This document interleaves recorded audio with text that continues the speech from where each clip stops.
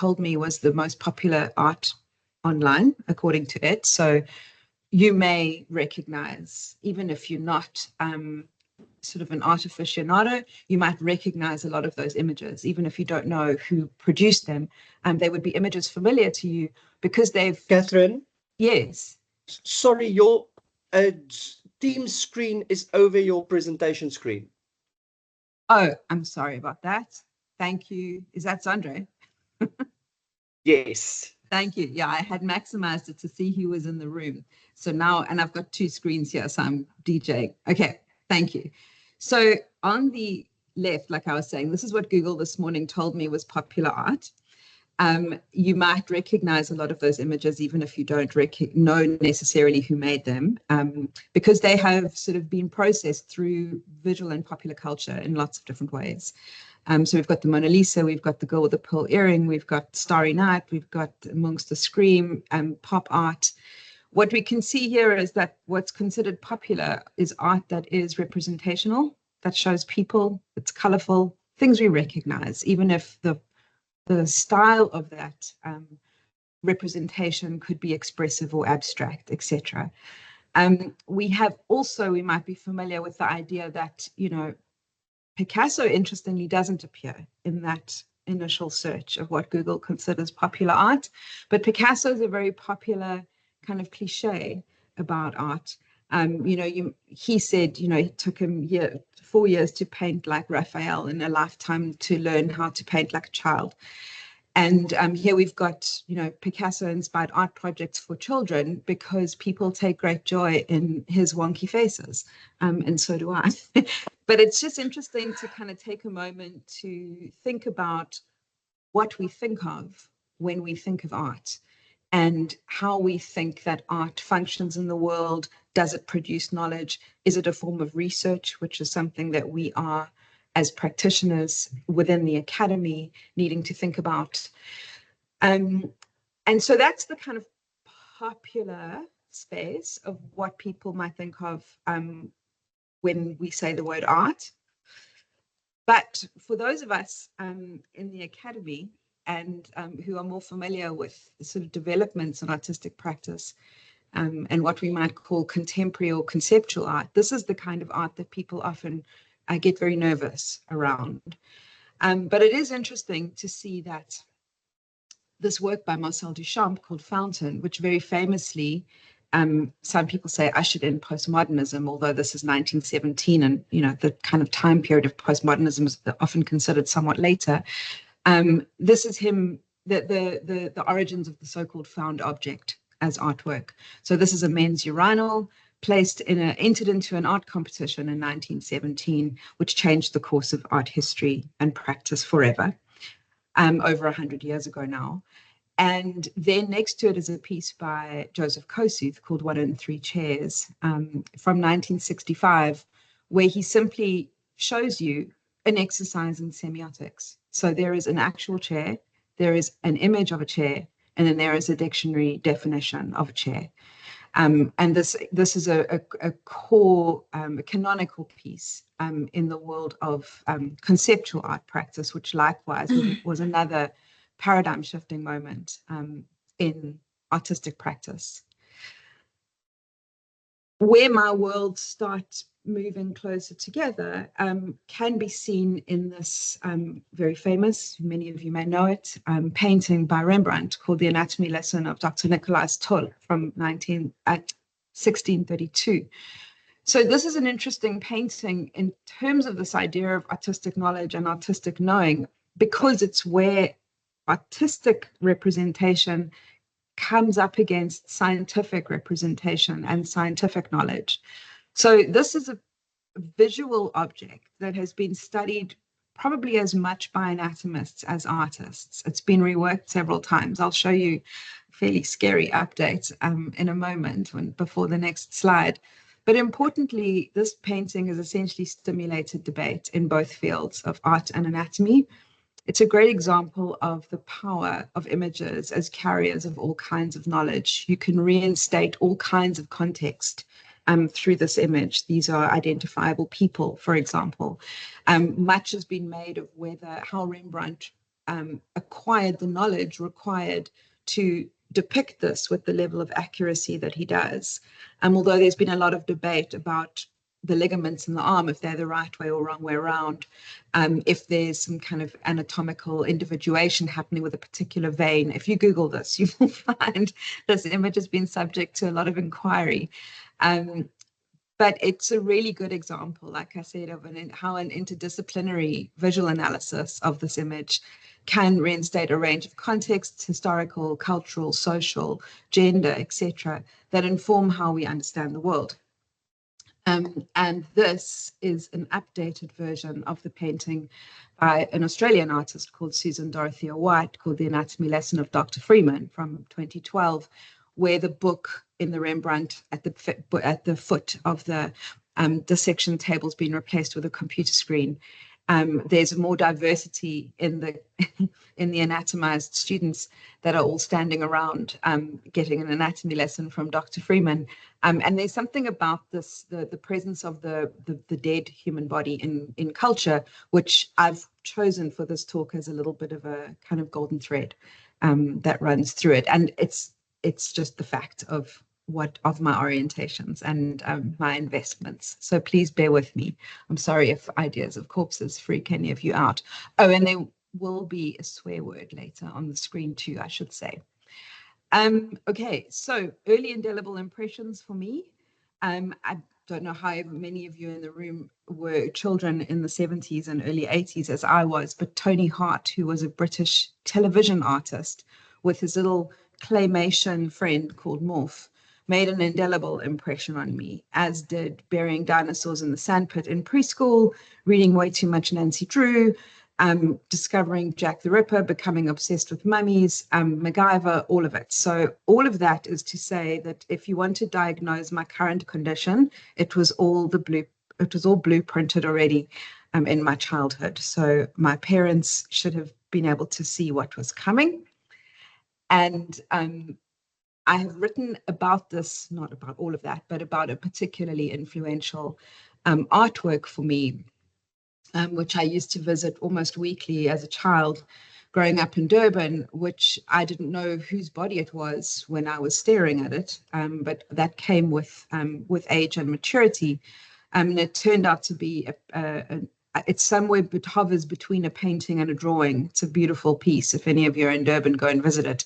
A piece called Elegy by Paul Stopforth, which shows the body of Biko in the mortuary, which he worked from post-mortem photographs given to him by the Biko family lawyer. So it's essentially a piece of art that also functions as advocacy.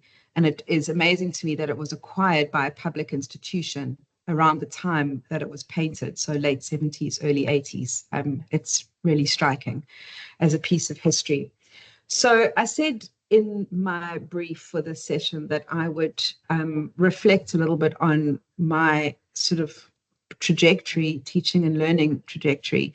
And that's not just being engaged as an educator, but also shifting from the role of educator with a fair amount of experience and a lot of professional experience as an artist to student, sort of the classic mid-career pivot. And this is a journey that I started in 2012 to specialize in forensic facial imaging.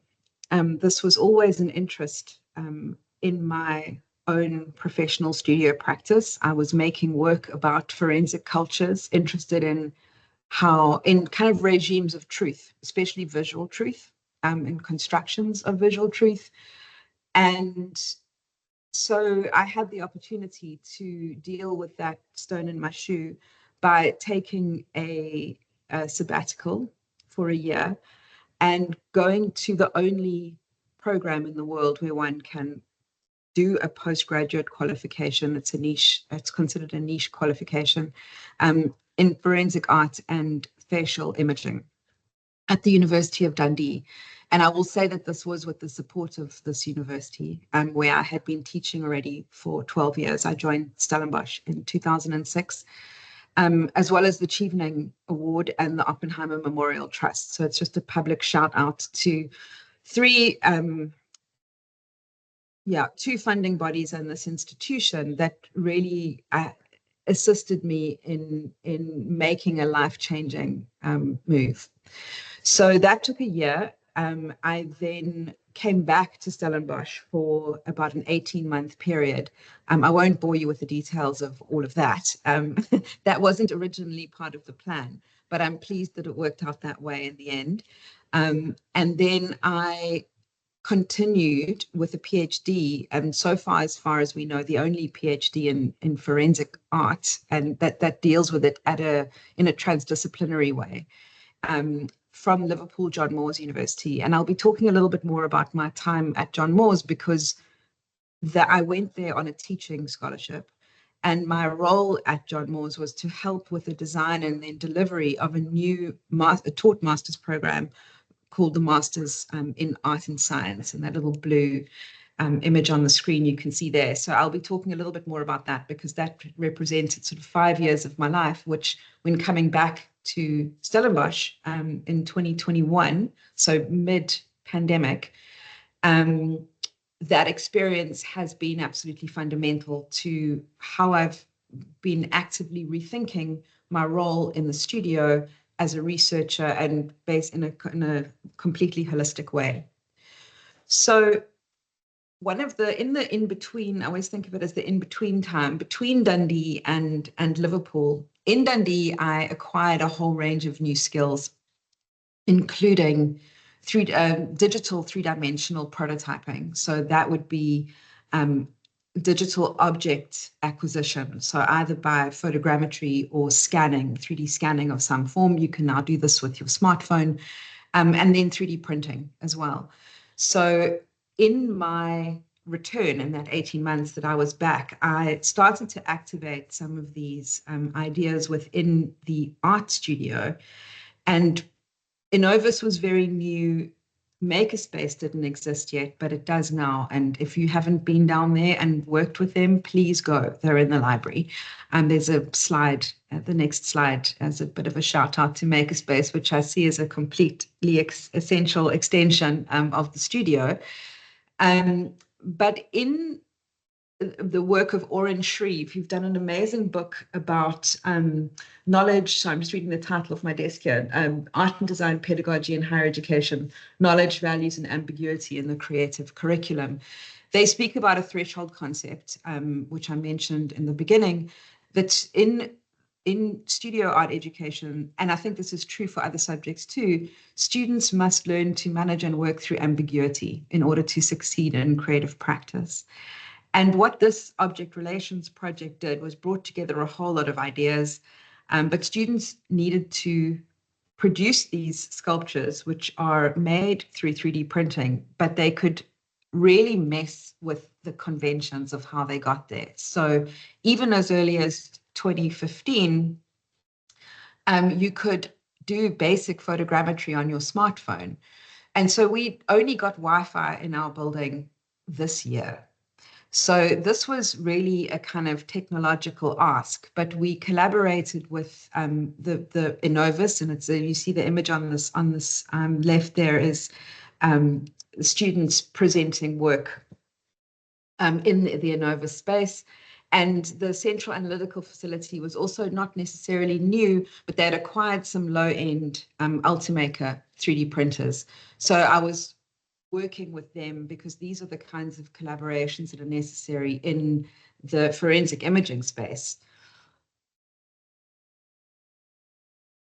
And so Makerspace has evolved subsequently. So I've returned to Stellenbosch with the benefit of something like Makerspace, where I'm able to replicate skulls for facial reconstruction training, which is a far more ethical approach to working over actual human skulls.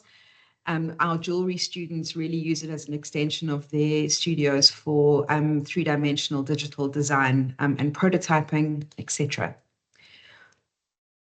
The MA Art and Science program that I mentioned being involved in at Liverpool John Moores University, I did share a reading, a paper that we've published, which is this paper that I've taken excerpts from on the screen. This is this was an extremely important learning experience for me. And the kinds of techniques and methodologies we used is something that we're looking to introduce, or I've been trying in small ways, not in as packaged a way as this program represented. But I would like to get to a point where we're offering something similar at this university, because there's a clear need. In the time that I've been back, I think I've had more inquiries from students who are not in arts disciplines, from engineering, from chemistry, from physics, from various places, asking about engaging in modules in our environment. And that's really tricky because we have year-long modules. So you can't just pop in and join a drawing class. But we're trying to think about ways that we can respond to this interest that's very clearly being fostered. And I don't know if it's a direct result of COVID-19. Could be. I have read some things that suggest that it could be.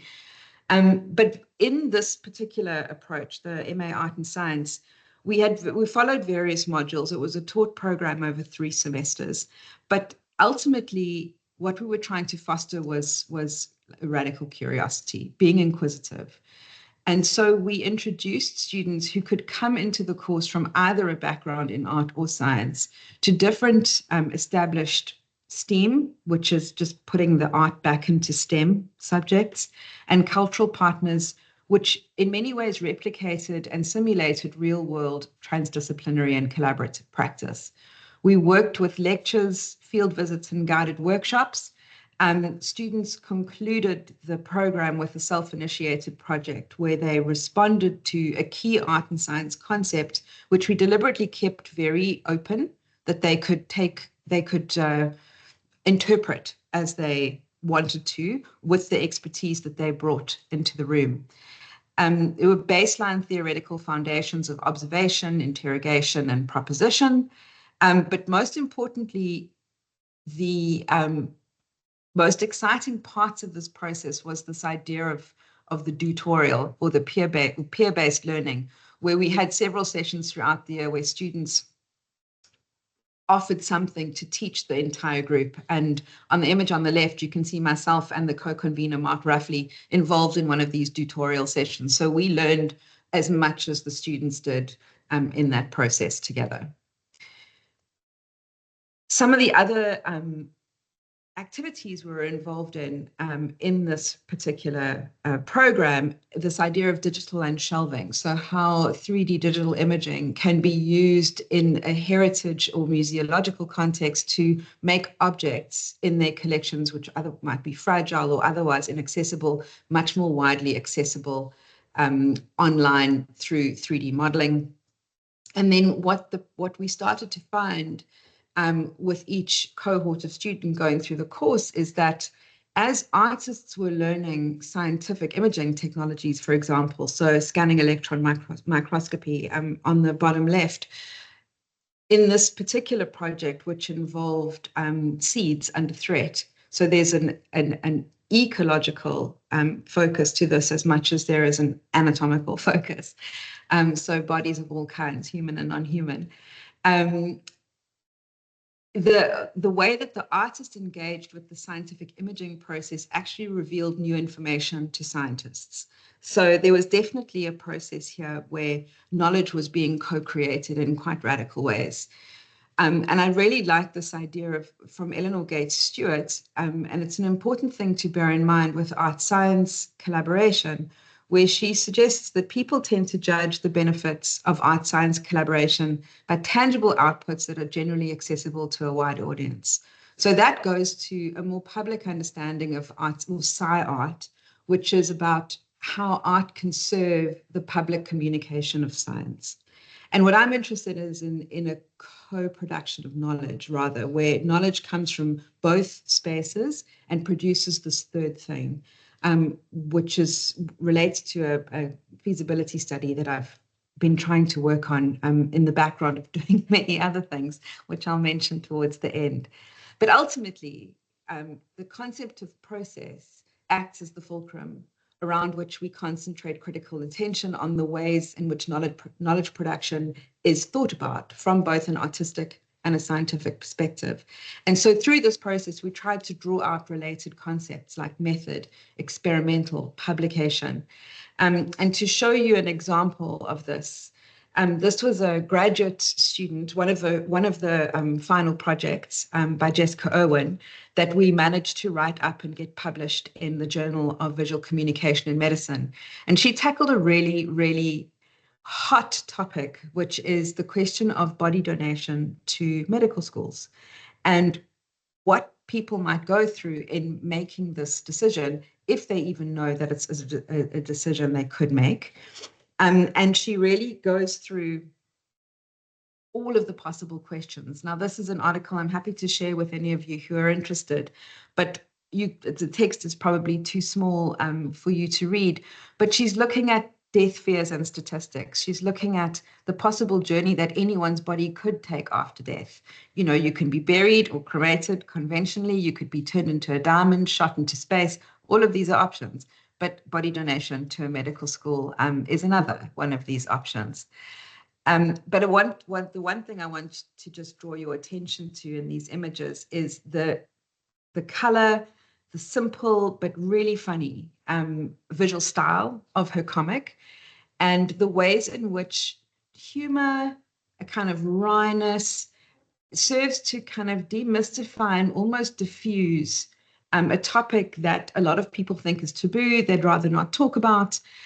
So in terms of dealing with something that is a kind of an ethical conundrum, culturally taboo, potentially, something that people would rather not talk about, she really found a way to do that while also pointing to legislation, regulation, you know, how this process is controlled, and then produced actual physical artifacts, which we presented in a number of different spaces, such as the degree show at the end and at a conference about death and the body at the University of Manchester. So it had a number of opportunities for people to engage with it and really test responses to this particular piece of work, which brought these two worlds of art and science together. As I've trained in biological anthropology, forensic facial imaging, etc., I've started to look for people from either of those spaces, from the scientific space or from the artistic space, that are looking at how these worlds see each other or find each other. And one of the really interesting things from a teaching and learning perspective, and there's examples of this in different spaces, is the relationship between the haptic and the optic. So how touch and sight combined especially really produces sticky knowledge, sticky information. And this is a really good example of this. So Jana so far is a osteoarchaeologist, and she started to think about her own discipline through the fairly radical performance art, contemporary performance art of Marina Abramović. So her Marina Abramović's piece, Cleaning the Mirror, here where she's seen scrubbing a skeleton, the mirror, deals with genocide, it deals with war crimes, it deals with a lot of very heavy socio and political subject matter, but it also deals with, you know, the fundamental aspects of what it is to be human. And for me, this really struck a chord because when I was learning about human difference, human variation in a biological anthropology lab, my training that I brought with me into that space from the humanities made me feel really uncomfortable. And a lot of this, we're seeing how where people are having conversations about the legacies of race science, this is where these two worlds really intersected for me. So what Sophia writes here is that there's a constant tension in terms of how to attend to the objectness of people without reducing them to the moral status of objects.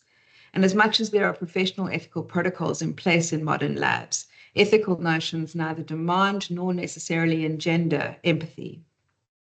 So I've had a number of conversations with people in the medicine and health sciences about this question of empathy and how we negotiate the dynamic status of the body as both subject and object in these spaces. And this is something that, from my experience, people with artistic and humanities training can really bring value into that space.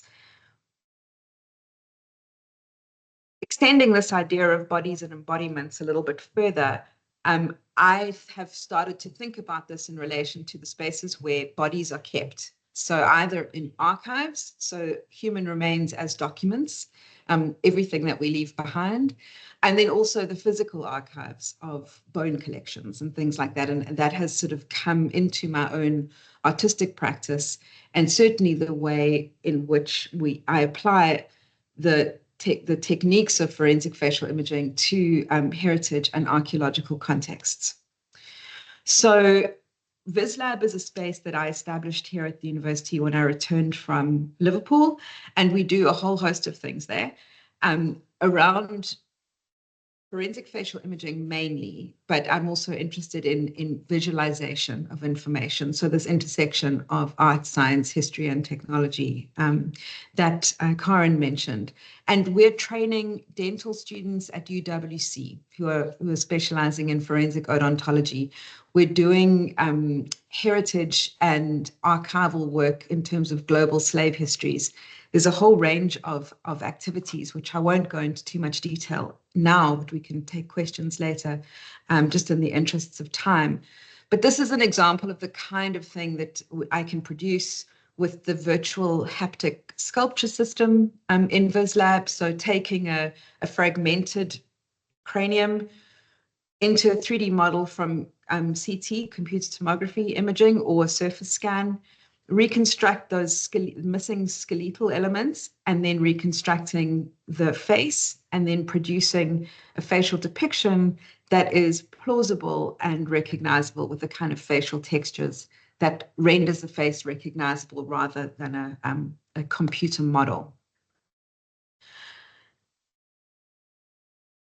I'm going to shift gears now back to thinking about what is it to teach this stuff. And James Elkins, who is someone I regard as a professional friend and a very, very prolific scholar, he has written a book for art students called Why Art Cannot Be Taught. And it's a very handy handbook on what he calls the curious endeavor to teach the unteachable. So he qualifies his provocation there by saying, I think art can be taught, but only if teaching means transmitting enthusiasm, inspiration, technical information, career advice, or art world ways of talking. And so this rather text-heavy slide, and I apologize, all of these are extracted from my teaching portfolio, which I wrote up earlier this year, which I'm willing to share with anyone who's interested. Because the one thing I've really been struggling with is finding scholarship of teaching and learning that is meaningful to me as a practitioner that is teaching studio art at a higher education level.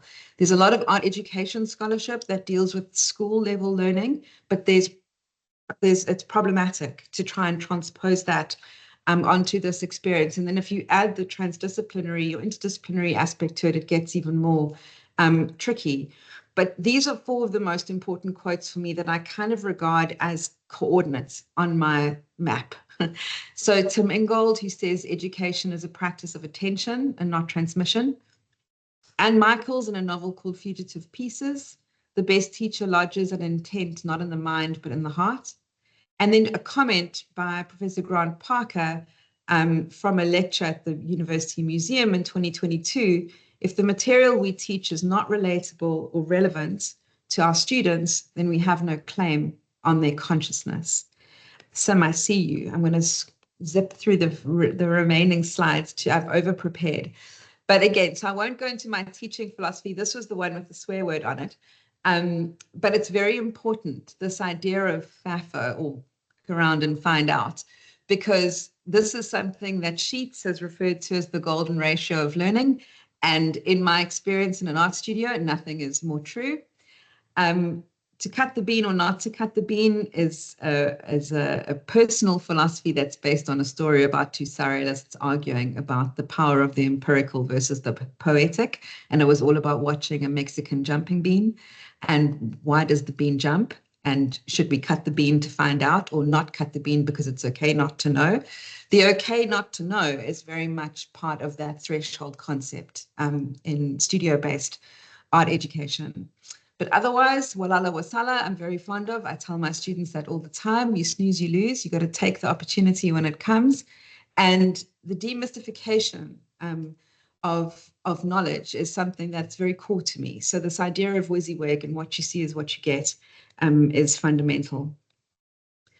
The National Art Educators Association in the US recently released a positioning statement in which they refer to the 4 C's: critical thinking, communication, collaboration, and creativity. And by putting this out there in the way that they do, they're speaking about this whole person project. So what studio art education ultimately ends up being. And so active citizenship, transferable skills for post-secondary education and beyond, future employability, etc. But most importantly, this last bit, visual arts education also develops emotional intelligence, the capacity to be aware of, control, and express one's emotions, to handle interpersonal relationships judiciously and empathetically. And this is something I'm trying to introduce into my teaching very actively, while also bringing in a kind of art science sort of interface. I probably don't have time to go into this this work by Seidel, but it's another article that I shared with the group as part of this session. And I would very much encourage you to read what he has to say about what the art studio, how it has evolved into this location where existential questions regarding self-identity and knowledge essentially are formed. And this knowledge about the world is developed and maintained through specific aesthetic actions. It can be making marks on a canvas, it can be doing other things. But ultimately, he speaks to this, this whole person project. These are some images from recent projects. This is a second year group, and I've chosen these two to sort of end off with because it demonstrates how thinking about the human face, which is such a central and iconic aspect of portraiture, which is a genre that really dominates Western art, certainly, but actually art from around the world, and how the face is a technology of identity and identification, and how with our world of selfies and facial recognition apps and privacy threats and all other kinds of things, how do we think of faces being the things that we present to the world, and where so many values are enacted and projected upon? So beautiful, ugly, etc., acceptance, non-acceptance, etc. So this is some pretty extraordinary work made on a 2-week project, where the work was so strong, we mounted an exhibition, a public exhibition in the building to conclude the project. And then more recently, collaborating with the Division of Clinical Anatomy to assist third-year BSc students in learning facial anatomy. And Janine Correa, this was her brainchild from clinical anatomy. She's introduced clay modeling as a teaching and learning method. But she said the students were experiencing some anxiety about not feeling like they were sufficiently artistically skilled to do this job well. So last year I paired they were worked in groups of 3, and I had a group of honors and illustration students that I was introducing forensic art and facial anatomy to. So there were 6 honors students. So they each mentored one small group of anatomy students. And this, the poster as the outcome of this experiment was just presented in New York by Janine. And she said, without a doubt, bringing art students and science students into the same space really enhanced the teaching and learning experience of the anatomy students, when we've included some quotes on the poster from that experience. So whether it's art and science or art or science, I prefer the tilde, the sort of equivalence as a provocation. And really just to end off now, some more provocations from Seidel to go back to what are myths and assumptions about art and how an art's position within the academy. And he notes that art departments are one of the least assimilated academic disciplines in the university. And this is driven by a lot of myths and assumptions that artistic talent is innate and a gift, and it therefore cannot be taught or disciplined. And it doesn't require work or learning, like more serious subjects like chemistry. Apologies to the chemists if there are any in the room. That art students and faculty do art because we're visual thinkers and we can't do anything else.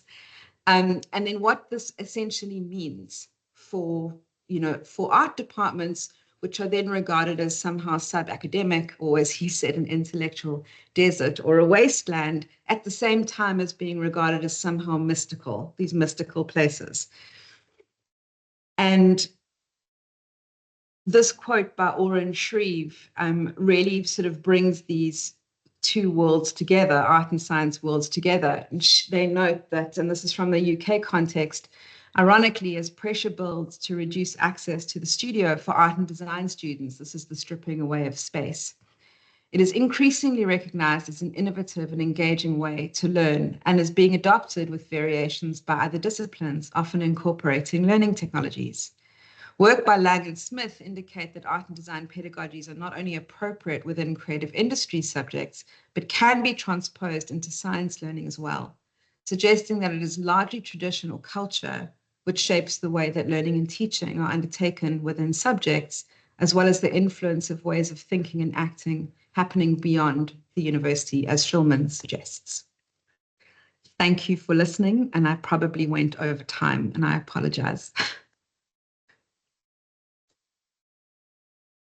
Kathryn, thank you very much for a presentation that, I mean, it kind of leaves me speechless, you know. I've learned so much. And I think you've opened a lot of doors for people today, I mean, intellectually, but also personally, as you began with and ended off with. And for me, it also just brought home the power of images and the power of collaboration across disciplinary boundaries, but especially when it comes to disciplines that are often pitted against each other in various ways. So yeah, you're really a trailblazer, and it was incredibly interesting listening to you. Well, thank you so much. Just as a side thought, I can safely say I've never seen a teaching philosophy quite like that. But well, you know, born out of desperation. I look forward to seeing it again. Well, like I said, I'm happy to share it, but yeah, it does come from an artistic space. So I know I probably haven't followed the rules. No, that's absolutely fine. Colleagues, over to you. Any questions or comments to Kathryn?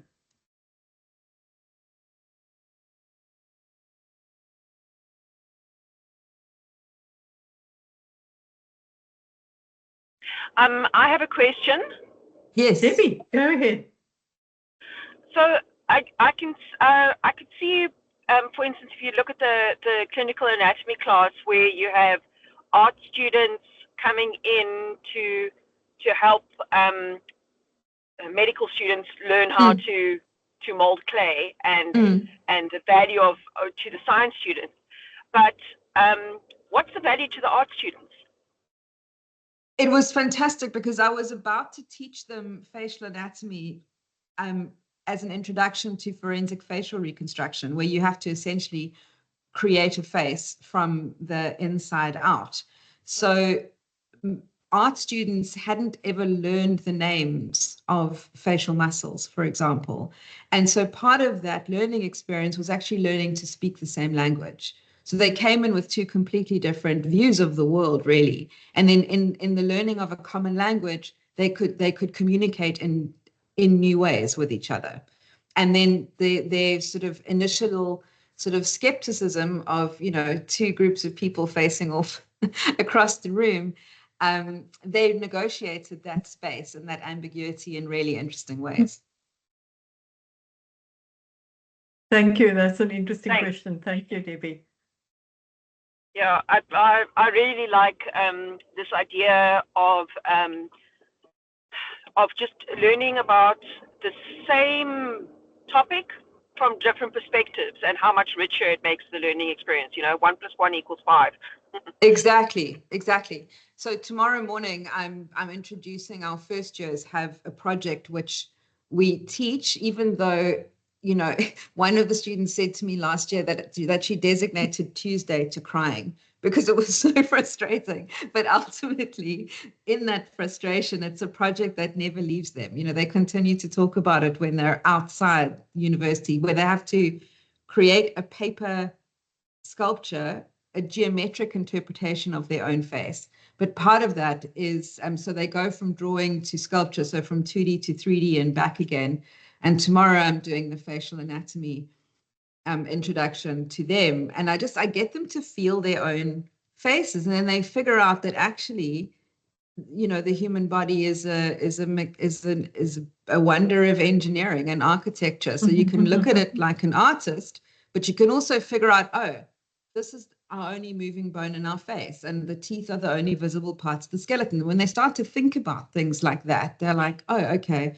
And it demystifies things, and they stop worrying about whether their hair looks good and actually what's happening, what makes each of their faces interesting and unique. So the value there is also to kind of get outside of the kinds of prejudices that we bring to, judgment, and how much of that is often carried through facial appearance. So the face of an object is really powerful. And it's a really good way to kind of talk about art and science, because people are often familiar with portraiture, but they don't necessarily think about the relationship between portraiture and doing a forensic reconstruction of a face, and how the values of portraiture don't count. So anyway, I'm on a tangent now, but it is this idea of finding each other through a common language while also holding the disciplinary specificities of our own expertise. That's really important. Like, interdisciplinarity is not just a minestrone. It's about exactly what Professor Blaine said, is coming into a space and producing this third, C.P. Snow, that very infamous lecture of his about the two cultures, art and science don't meet. But I'm interested in this third culture. What happens when they do? And they're not just in service to each other, they're actually working together to make a new kind of thing. Exactly. And it doesn't mean that either has to lose something. It's not an either or, it's an and kind of thing. 100%. It does require a lot of compromise and a lot of maybe a bit of ego management as well, in my experience. But that's good, that's all to the good. I see there's a comment from Sim in the chat. A good way for students to collaborate outside of their disciplines with other students. Imagine if social work students could collaborate with student teachers, engineers, etc., to discuss how the two worlds come together. I hope we all learn from your example. Yes, that's indeed. Brilliant. And this is a really good example of thinking, well, what disciplines would work well together? We've kind of spoken in very broad terms about art and science, and I've chosen anatomy as like one sort of way to think this through. But actually, you could think about plants, for example. You could really apply this, or just this, what lens do you bring to the question? Because we all have our own lenses on the world. And if we just tune into those lenses and see where they intersect, I think really interesting things happen. Absolutely. I've got a little experience of that in terms of analyzing literature. Sorry, and using philosophical frameworks to try and get a fresh perspective on material that has existed and been analyzed many times and many years. So yeah, it's incredibly stimulating. Any other questions, colleagues? We've got a little more time.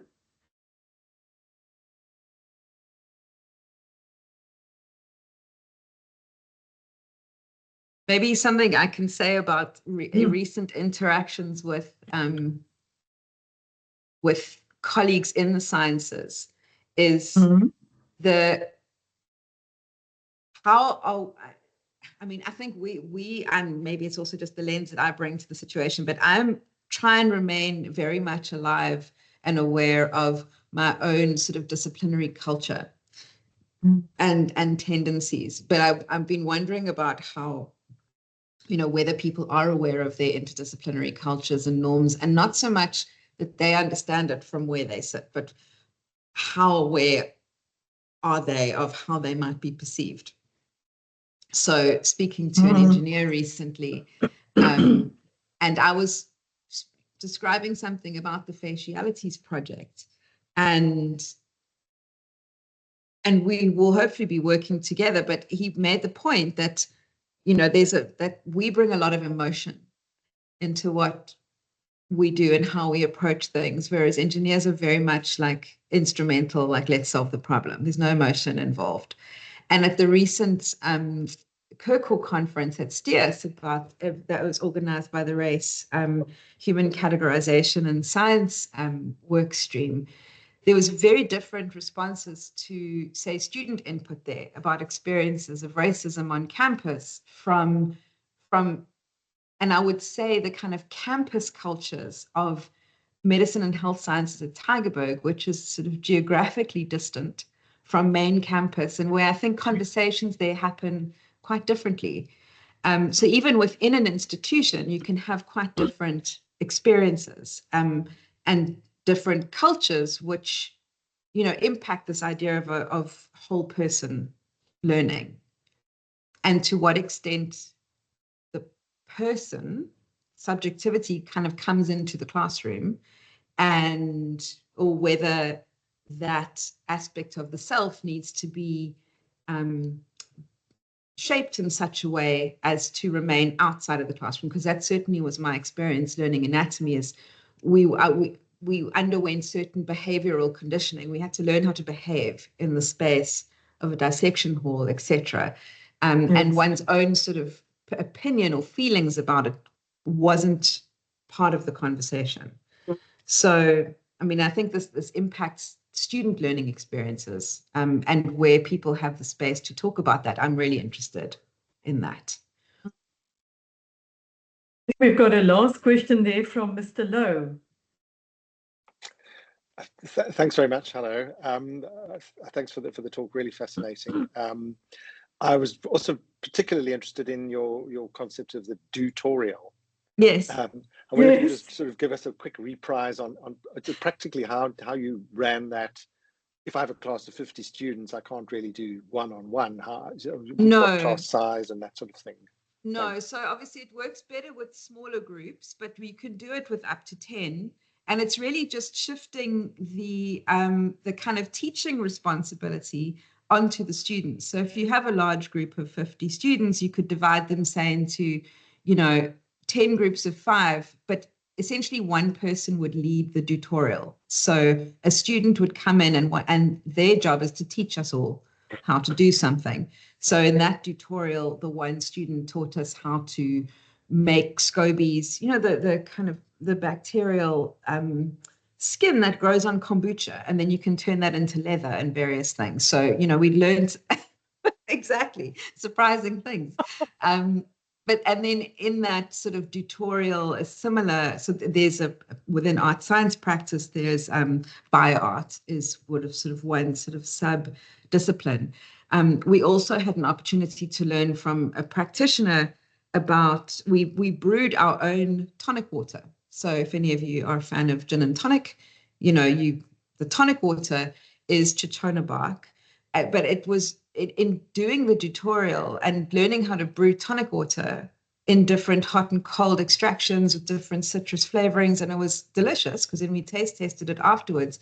But it was a little bit of a Trojan horse to actually learn about economic botany and histories of empire, essentially, because the tonic water was anti-malarial. So, you know, how plants are kind of taken around the world and grown in different places, and to what end, you know, to what sort of political power. And so it becomes a really powerful way of learning about sort of forces of power in the world as well through something that is actually just a really fun and delicious learning experience. Kathryn, I'm afraid I have to end off here and give Sim a chance just to make a couple of final remarks. But thank you so very much again for a really thought-provoking presentation.